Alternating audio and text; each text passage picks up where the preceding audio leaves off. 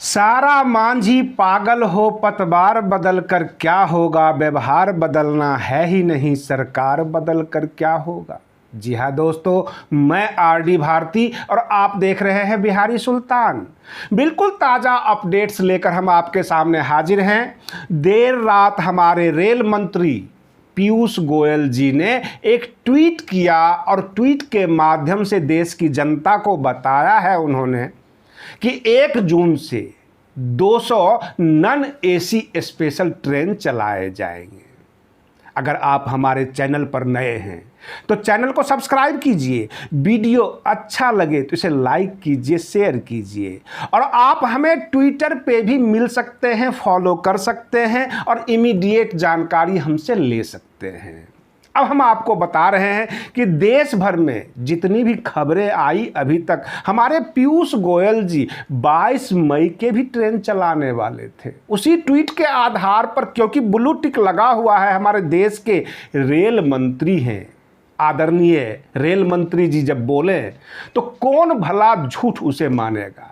और हम भी उसी को देखते हुए आपके सामने प्रस्तुत होते हैं। 22 मई का जो था ट्रेन चलाने का इनका ट्वीट, इनका अभियान, वो तो अभी तक पूरा नहीं हुआ, ना उसकी बुकिंग खुली। अब इसकी बुकिंग कब से शुरू होगी, ऐसा उन्होंने कंप्लीट जानकारी नहीं दी। हाँ, रही बात ये कि देश में बहुत सारी रोडवेज यानी बस से सफ़र जारी है, बहुत सारे रास्ते खोले गए हैं। ऐसे कल हमने दिल्ली के बाजार में खुला हुआ देखा, ऐसा लगा कि जैसे कि सब कुछ खुल गया हो, माहौल अच्छा पाया गया। अब रही बात ये IRCT की बुकिंग, जो इन्होंने कहा है कि 1 जून से 200 नॉन स्पेशल एसी ट्रेन चलाई जाएगी, नॉन स्पेशल यानी नॉन एसी ट्रेन चलाई जाएगी, जिसको आप स्लीपर कहते हैं। यह जो इनका वादा है ये कहाँ तक पूरा होगा, हम इसका इंतजार कर रहे हैं। और देश के अंदर जो हमारे मजदूर भाइयों के साथ सियासत हो रही है, चाहे वो विपक्ष के नेता हों, चाहे वो सत्ता पक्ष के नेता हों, ऐसा क्यों हो रहा है? जगह जगह भीड़ लगती है और ये कहते हैं कि किसने अफवाह फैलाई, किसने ये मिस इन्फॉर्मेशन दिया। तो जो आपके इन्फॉर्मर हैं, जो गोदी मीडिया है, टीवी मीडिया जो है, उसको आप कह दीजिए कि हिंदू मुसलमान ना करे, हिंदुस्तान पाकिस्तान का डिबेट ना चलाए, और जो आप बोलते हैं जनता को सीधे मैसेज दे।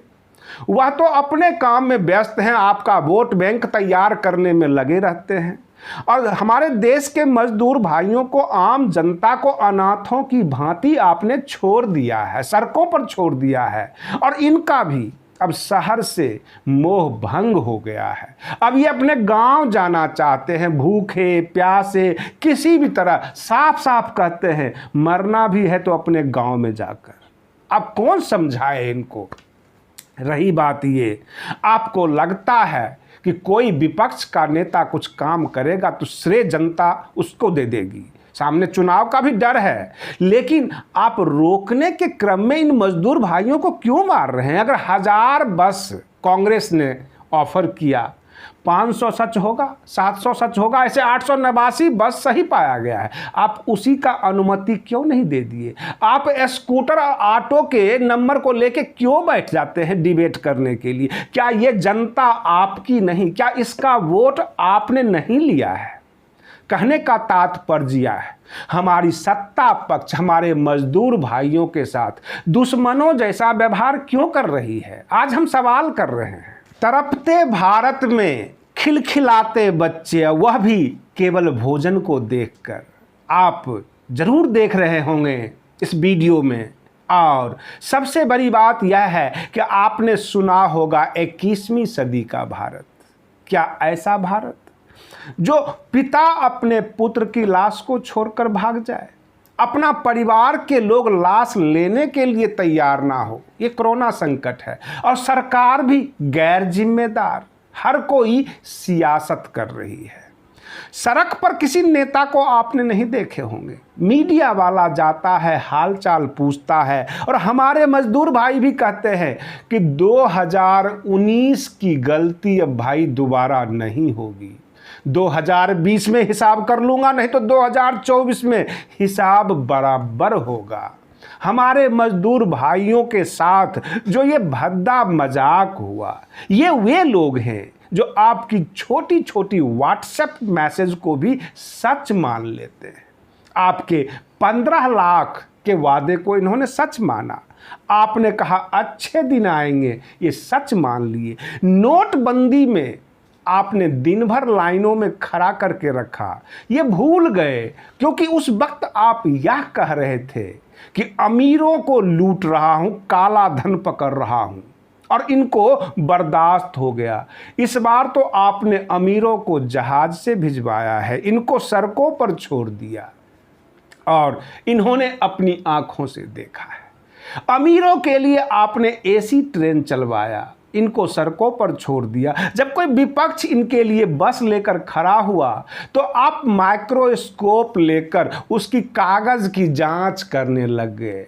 क्या फिटनेस सर्टिफिकेट, ड्राइविंग लाइसेंस चुनाव के दरमियान नहीं होता? जब आप रैली निकालते हैं, उन बसों के परमिशन इतनी बारीकी से होती है, करवाते हैं, जहां तहां बस लगा देते हैं। अनारी भी ड्राइवर बनकर बैठ जाता है। आपने क्या किया? ये हमारे जितने भी मजदूर भाई हैं, देश की आम जनता, मध्यम वर्ग, कमाकर खाने वाला, सब आपको याद रखेगा। एक एक का हिसाब होगा और यह नहीं भूलेंगे, क्योंकि ये शहर से गांव जा रहे हैं गुस्से में, तकलीफ में और डर के कारण।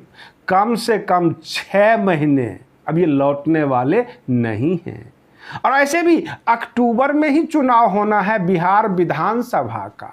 नीतीश कुमार जी केंद्र से डीएनए का सैंपल भेजकर पूछते थे, बिहारी कैसा है देख लो। आज नीतीश कुमार जी देखेंगे बिहारी कैसा है जो रोड पर है, हैं?